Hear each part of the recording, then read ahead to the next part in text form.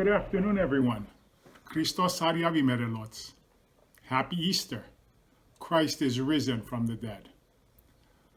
For those of you who don't know me, I'm Der Antranig Baljian, pastor of St. Stephen's Armenian Apostolic Church in Watertown. I'm speaking to you today from my office. I have been splitting my time of confinement between here and home. Today I desire to speak to you informally, in an informal setting, and from my heart. You all remember Fred Rogers. He had a very popular children's television show. Sunday, Yeretskin and I spent our Easter evening watching a movie entitled It's a Beautiful Day in the Neighborhood, about Mr. Rogers' TV show. Aside from being a TV personality, a musician, writer, and producer, Fred Rogers was also a Presbyterian minister. While many of the messages of his programs were inspired by and reflected the core beliefs of his Christian faith, Mr. Rogers did not overtly discuss his faith on the show because he believed very strongly that teaching by example is as powerful as preaching. In other words, it's one thing to be told to believe something, but quite another to experience it from yourself or hear about it from somebody who has seen it firsthand. So instead of preaching to you today about the power of God, I'd like to share the story of how I experienced God's power in my life. Today's April 15th.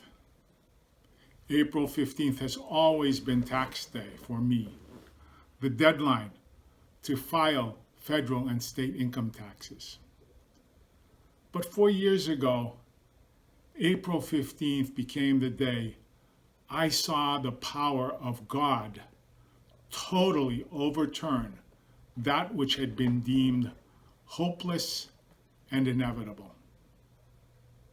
Many of you have heard the story, and a lot of you may not have. It's a long story, but I'm going to give you the short version.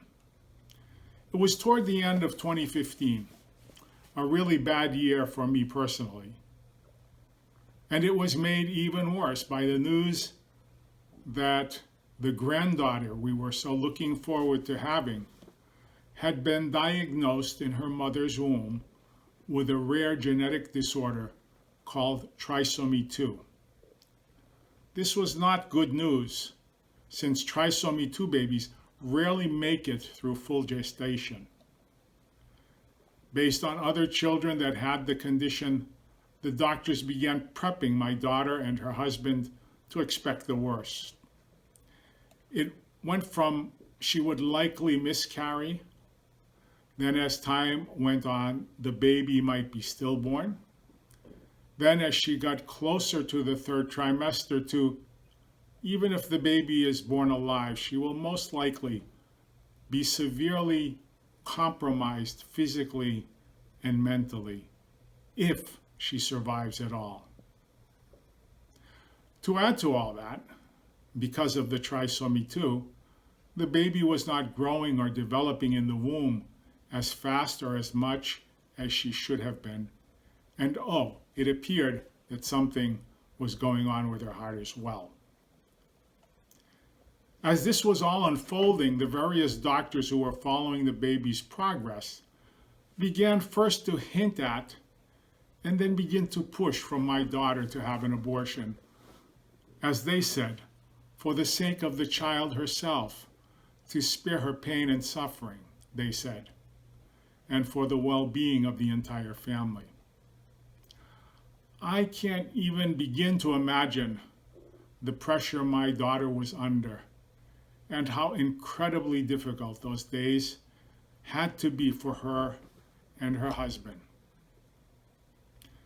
While they decided not to choose the abortion option, they were nevertheless very realistic about the outcome that the doctors had predicted.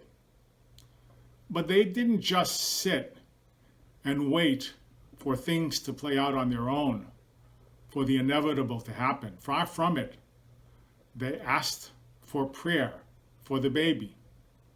And slowly, people began to pray. People throughout the church, throughout the state, throughout the country, and around the world began praying for this little unborn baby with such big problems. My daughter and her husband agreed that the baby should be given a prayer name so that people could pray for her by name.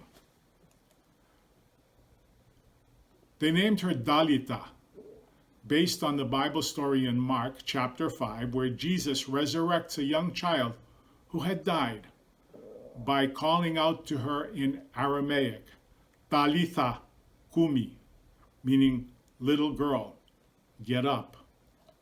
In our Western Armenian dialect, Talitha, which means little girl, is pronounced Dalita or Dalita.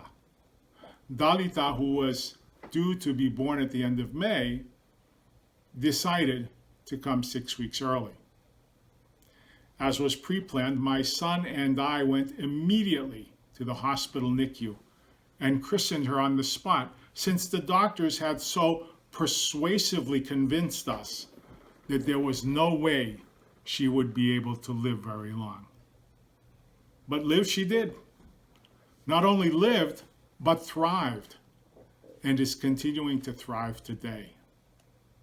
I can't explain why the dire predictions and the prognoses of some of the best doctors in their field in the world did not happen, except to say that prayer works, that no matter what we think, God is in charge. And finally, as Jesus himself told the people in the household of the little girl, Talitha, that he called back to life, do not fear, just believe. These are the words that God is telling us today. I know this because, as you see, I experienced personally the power of God's mighty hand and have shared it with you so that you may also believe that through our collective faith and prayer, God will heal us as well. Oh, by the way, Dalita was born and reborn through baptism on April 15th, 2016. Today is her 4th birthday, and she remains for me and for all who know this story a powerful witness to God's loving compassion for us and his supremacy over all things. Amen.